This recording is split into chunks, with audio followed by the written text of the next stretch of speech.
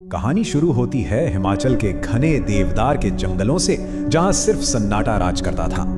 इस जगह को खून की हवेली भी कहते थे और इसका नाम ही दिलों में डर पैदा करने के लिए काफी था।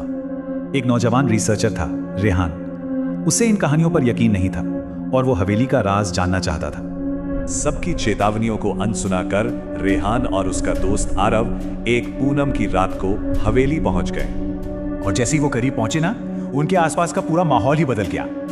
बहुत हिम्मत जुटाकर उन्होंने जंग लगा लोहे का गेट खोला और अंदर कदम रख दिया। और मेन हॉल में जो उन्होंने पहली चीज देखी वो वाकई डरावनी थी। आरव तो डर गया था।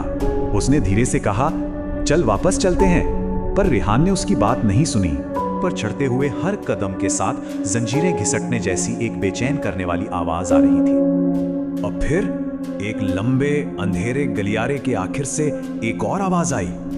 रेहान ने जैसे ही दरवाजा खोला, रोने की आवाज एकदम बंद हो गई। कमरा बिल्कुल खाली था।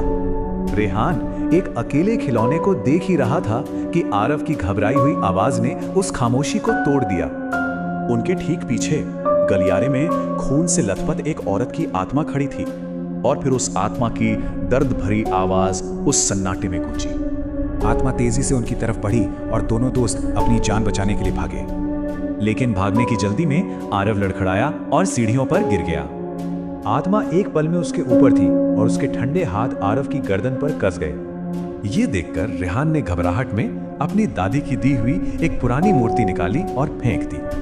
और जैसे ही वो मूर्ति उस आत्मा से टकराई, एक तेज रोशनी हुई और आत्मा गायब हो गई।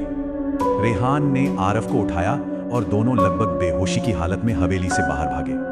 तो वो अपनी जान बचाकर तो निकल गए, पर उस रात के खौफ ने उन्हें हमेशा के लिए बदल दिया।